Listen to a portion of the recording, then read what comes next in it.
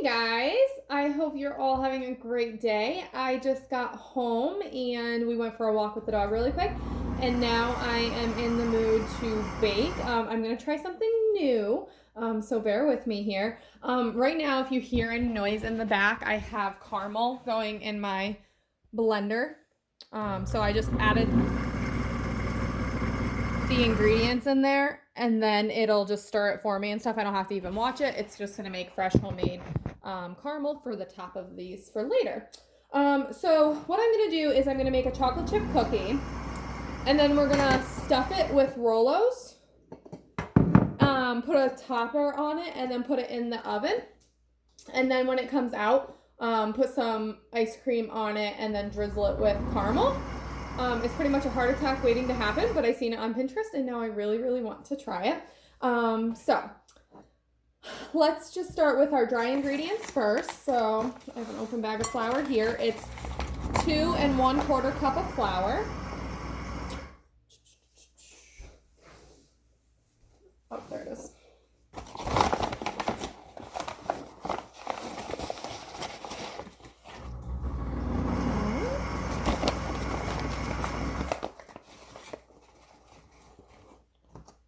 Two.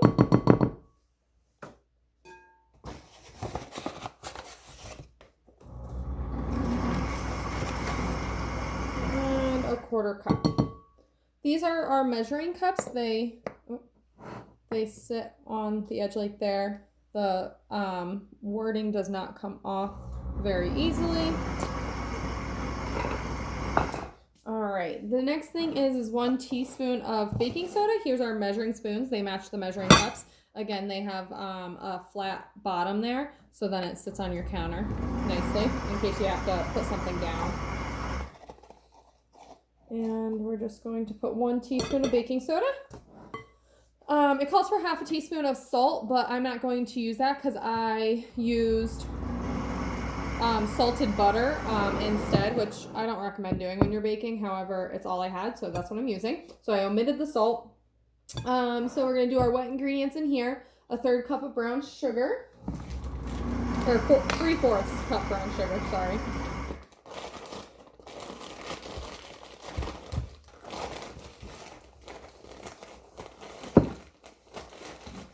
So with brown sugar, you always want to pack it so it's nice and packed in there.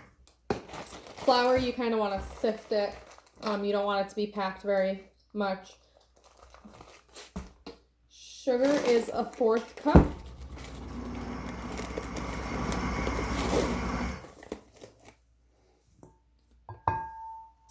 And then 3.4 ounces of vanilla pudding. These are my favorite cookies. This is not the recipe it told me to do online, but this is my favorite chocolate chip cookie recipe, and because of the vanilla pudding, it makes them so fluffy. So we'll see how it turns out with this recipe. 2 large eggs.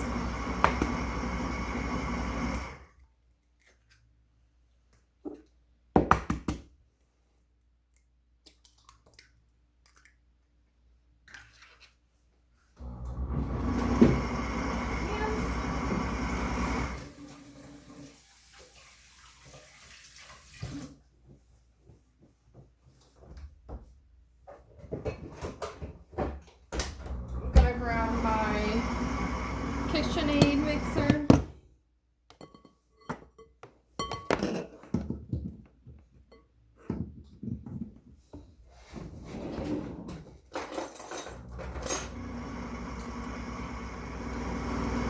I probably should have gotten this out before, but I forgot about it, and I don't know where the piece is. Hold on. There it is. Okay. Put these in.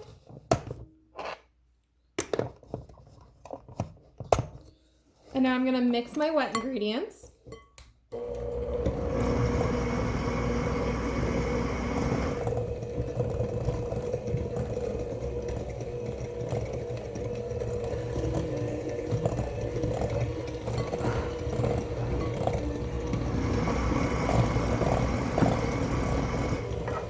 I love the smell of cookie dough when it's first made.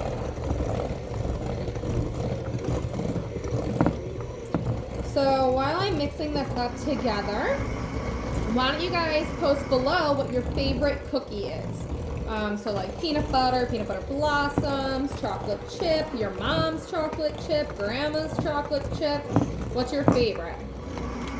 I have that all mixed, so now I'm gonna slowly put in the flour and baking soda mixture. Do about half first.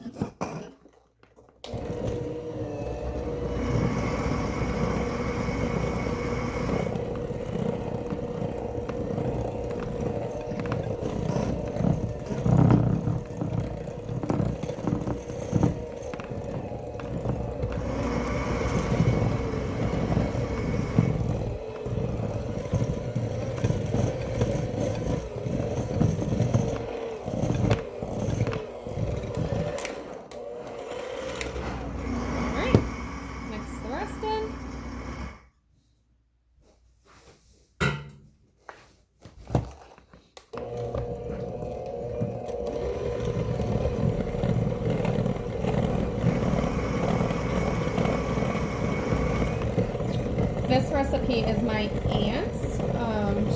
Oh my god, it's so good. She passed it down to me, and I love making, I pretty much make any cookie I can with this recipe, and like whether I put the chocolate chips in it or whatever, say I just make like a plain cookie with coloring, food coloring in it or something, like I always use this recipe.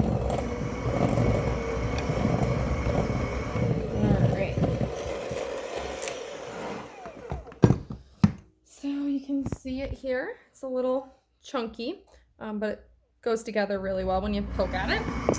And now I'm going to fold in my chocolate chips. So it's about 2 cups of chocolate chips. And I'm going to use my spatula here. Pampered Chef spatulas are really nice. They don't come apart here from the handle. And they really hold up against time. They don't stain either. So say you mix spaghetti sauce or Kool-Aid with it, you can pop it in some hot water with soap, and then it'll come right off. That's awesome. All right, mix my chocolate chips in here.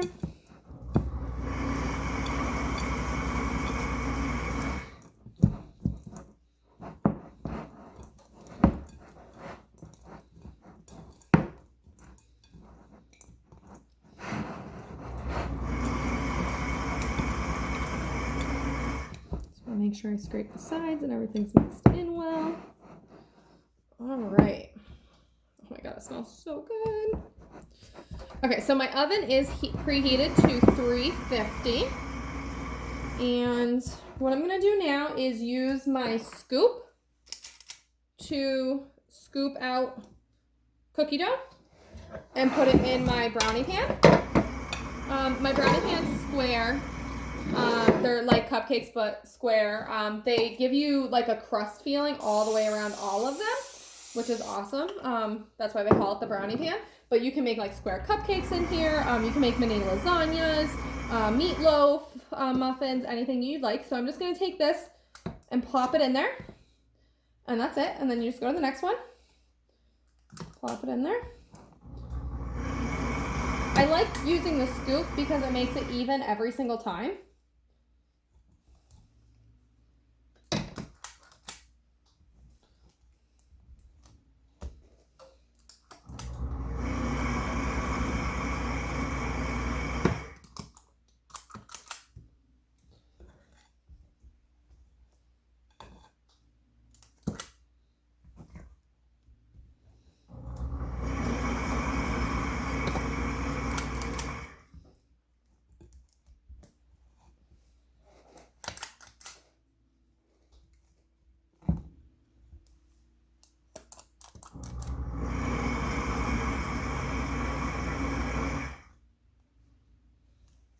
The scoops come in 3 different sizes. There's a large, a medium, and a small.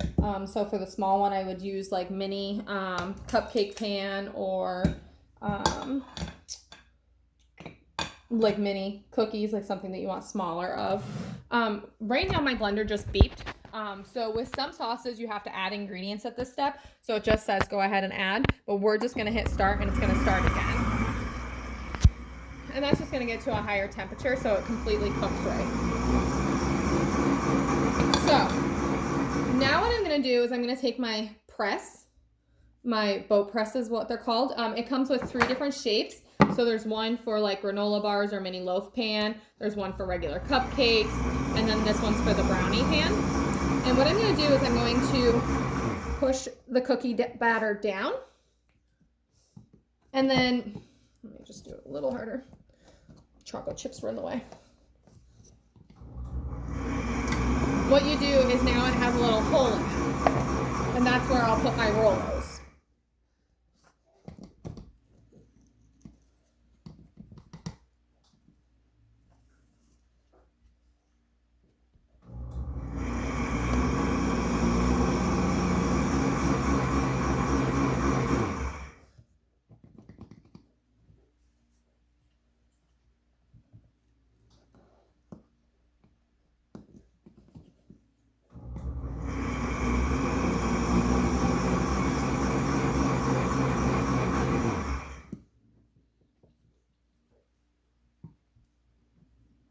Some chocolate chips are sticking.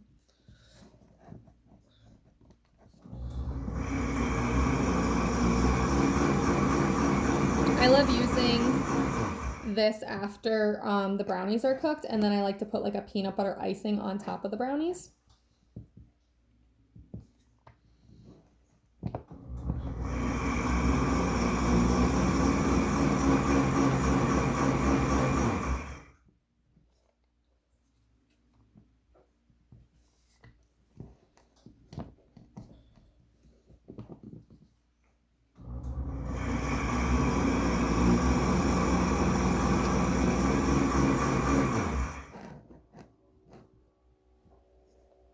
I'm gonna put a little bit of flour on there, see if that works a little bit better for the non-cooked cookies.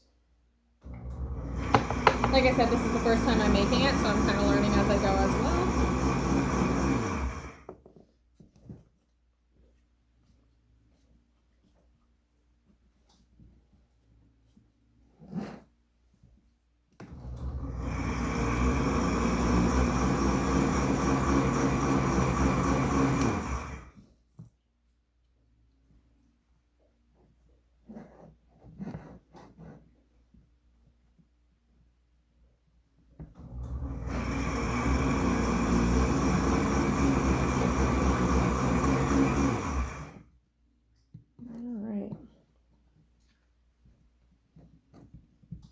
There we go. This recipe calls for it to be closed, so we're just going to make sure that it goes up all along the wall completely.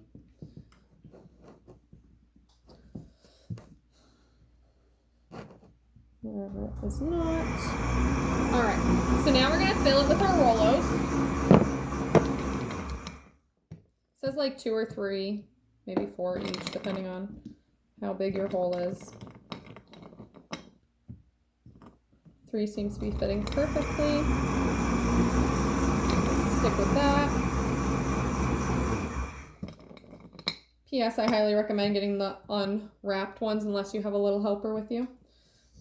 I only have a dog, and he would probably not help very well.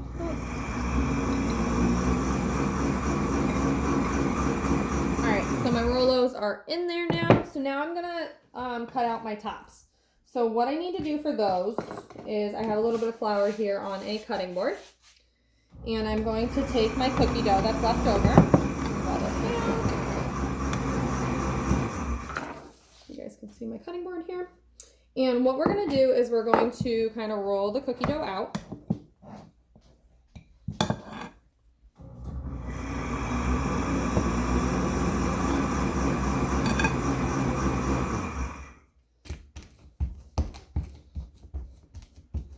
And we need 12 squares.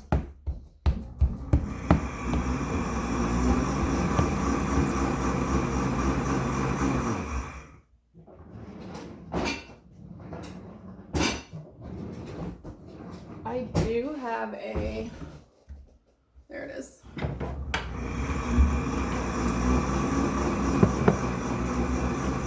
A roller here.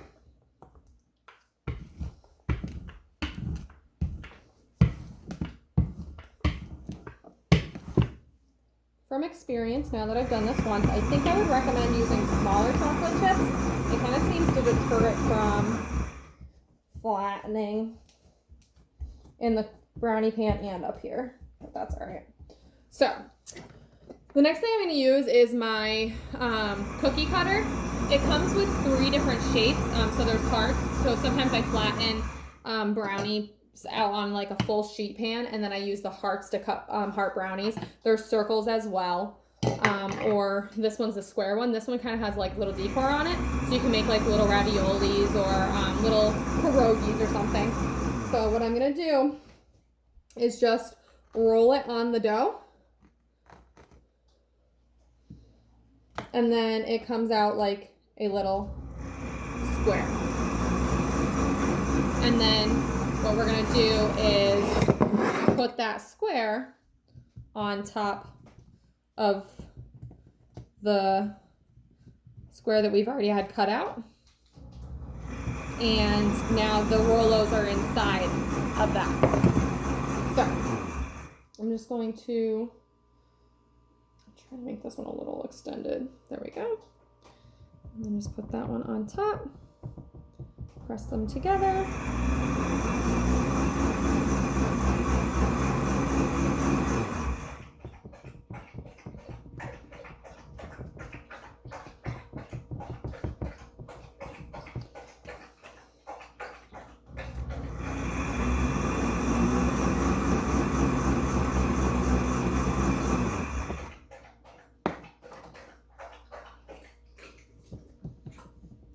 So I think the smaller chocolate chips in this recipe would be a better idea. I just used what I had.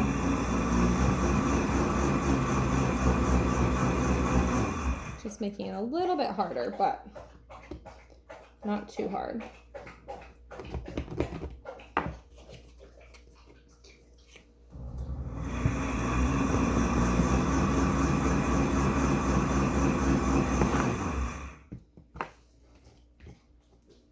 I love this cookie roller because it just makes it, you know, decorative and fun. And we made, what were they called? I think my grandma made the Kalushki cookies for Christmas, I think they were called. And you kind of put like pecans in them, or you can put in like jellies and jams. And it was so much fun to make them, but I'm so happy we had this because otherwise, oh my God, cutting all of them would be crazy. We made like probably 1,000 of them. There were leftovers for everyone. All right. Take that here. Squeeze that on top. Kind of make a makeshift one here. Put that on top of this one. And then we have all, oh, just kidding, one more. This one. Okay.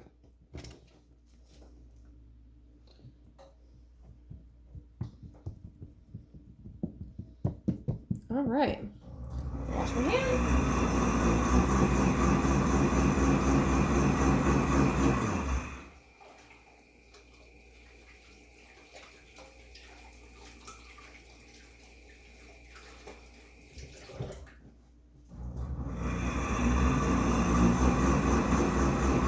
So I'm gonna pop these in the oven for about 10 minutes, and then I'll see where it's at. I feel like the first time you make a recipe, it never quite does exactly what you want it to.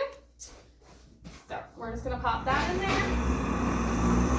And then for the caramel, I just wanted to say what that recipe was. That was a cup of brown sugar, a teaspoon of vanilla,